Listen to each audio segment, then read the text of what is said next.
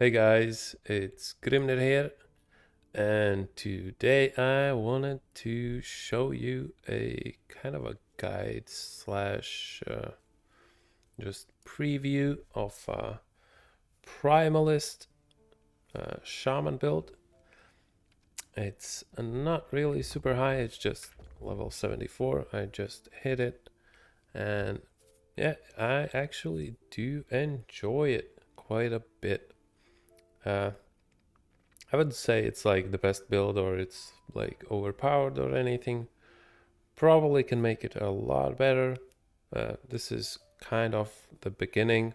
I've only done a couple of these. I'm working on the 7075 one. So this is kind of just the beginning of the end game. So this would take you, I don't know, 10 hours maybe to get here. So this is where you learn, but I think some people might just, not really be too interested originally about the shaman, as I think most people kind of want to go for the druid right now, which I will cover at some point, druid and beastmaster. But for now, I wanted to do the shaman, as totems are kind of like one of my favorite things in Path of Exile. Uh, that's something that I do every league. So I was like, okay, I kind of usually skip the druid type of classes in most games. And I was like, okay, they reworked this, so I wanted to look at it.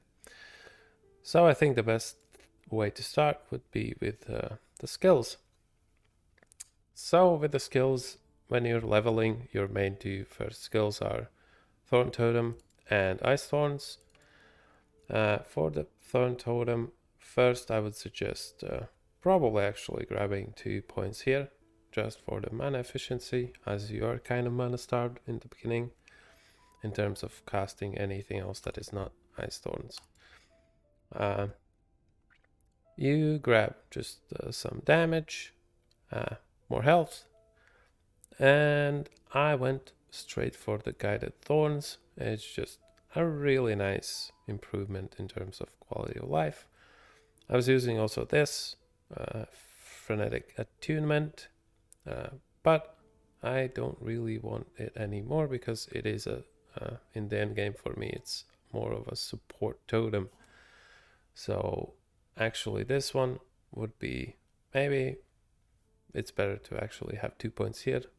Toss this out, don't need it. Maybe higher shred chance would be good. I'm not sure how good armor shred is actually at this point. I know that it used to be not so good. But yeah, I'll probably play around with this, but in general, homing, very nice. Then go for poison, then convert the poison to chill. Freeze rate, this one gives you like almost 300% if you have like 50 attunement. Very good. But in general, this one is used only when like killing bosses or super crazy rare packs. And then we go for Ice Thorns, which in the early game is your main single target DPS. You can really nail some enemies very quickly with this.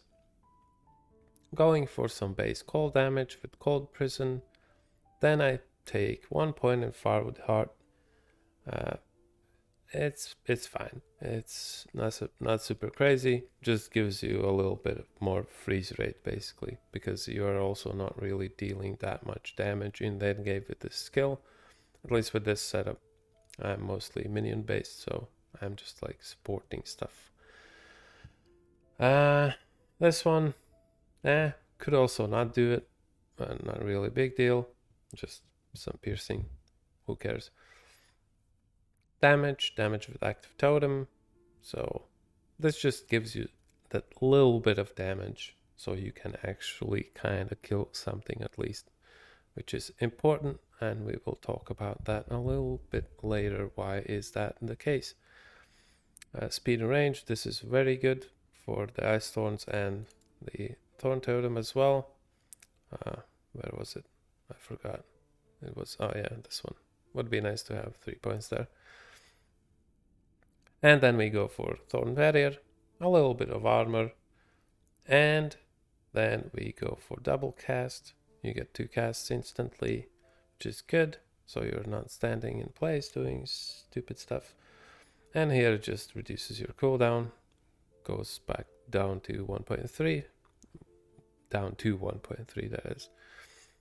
And crit avoidance, well, you have the thorn barrier, which is very good for your survivability. As I said, these both are more support than actual damage dealing. Then we have the Fury Leap, which is basically our only option in terms of movement skills. But it's not just that, as usually is the case in this game. They usually give you some other stuff. Early on, this is super great, going for the rejuvenating storms. And well, in general, these lightning bolts. They do kill stuff when you jump over them, and you have 30% chance to reset Fury Leap's cooldown, which is really good. Sometimes you can just jump over people multiple times. The main attraction though, this one. 100% global increased damage, which works not just for your skills that you cast yourself, but also your totems and your minions. Well, totem counts as your minion, I suppose. So this is like really crazy. So try to use your leap accordingly. I usually plop down a totem and then just jump when I see like a rare or something, and just start spamming the rare, and the rare dies. This is not super important. Can just ditch this if you don't like it. It doesn't really do much, as you are not really casting things yourself that much. And this one just gives you a little bit of cooldown recovery, which goes to 5.1. Would be great to reduce it lower. Maybe this one can be removed and just go for this. Regain stamina. So you have 20% chance to reset Fury Leap's cooldown. But I think that it only works when you kill stuff yourself, not your totems, so it's actually not as great with this build. So that's why I have not opted to go for that. And now the main skill, the main damage dealer. This is pretty much the easy mode when you first get it, which is what, level 30, whatever. It is pretty nuts, actually. It deals a lot of damage.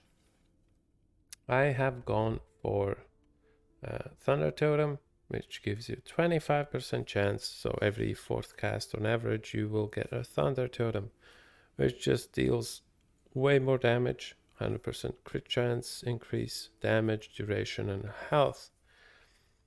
So it's really, really nuts. It deals like literally double damage, but it costs also more mana, and it's also kind of not consistent, obviously, and it's kind of difficult to see which totem you have. So that's kind of the inconvenient part.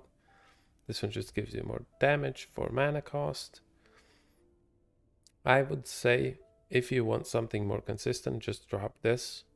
Get crit, base crit, and crit multi. I will probably do that myself, because even though this is really nice and super strong, I think there's a different build that would use this way better.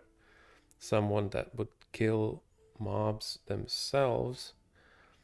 But I will get into that a little bit later. Let me go for the blizzard. Just, gives some cold damage over time. And also this stuff lets you chill enemies. And this also gives you frostbite. Well, not you, but can frostbite enemies, which gives more damage over time. So this is pretty strong. And I was actually also surprised how strong Tornado was. Just because I don't really have that much damage for myself. But it actually deals good damage. And I think I could make this into kind of a main skill. Going mostly for the charge storm, so they cast lightning bolts every 2 seconds, which actually goes way higher. And then these orbs, yeah, churning orbs, storm orbs, yes. Yeah, nothing really too crazy. The pull strength is nice. You plop them down and they basically pull in enemies, which is very great for your totem as well, because it kind of deals AoE damage where it strikes. So you can like concentrate enemies all together. So that's it about the skills. Passives, here mostly just going for some health, minion health, so they don't die. Attunement, lightning res, obviously spell damage, minion spell damage, very good. Health, very good. Health restored, this is actually very necessary for survival, as this passive restores your health whenever you hit something every 3 seconds. This one also gives heals your totems, which is also pretty important sometimes, and gives them more damage. You can actually spec into some more points into this, but I haven't done that yet. Maybe a little bit later. Totem damage, triple by using an axe. That is something that I am thinking about, using Tempest Strike with an axe and going for totems. So that would be really great there, but still it's pretty good with the adaptive spell damage for yourself and the totems. And this one's just mainly for the immunity to poison for the totems. Then I went for Druid, 5 points in Druid, just because of the 5-point bonus mana or rage cost as health on spellcast. So you regen health based on what you cast, which is great with the Thunder Totem, because the Thunder Totem costs you like 75 mana, so you regain 75 health. Now all of your skills just give you health back, which is great, and also just gives you flat life mana. Here we go for attunement, of course, that's your main stat. Try to stack that as much you can. Penetration, obviously really good against bosses and stuff. This one, I'm maxing it out right now.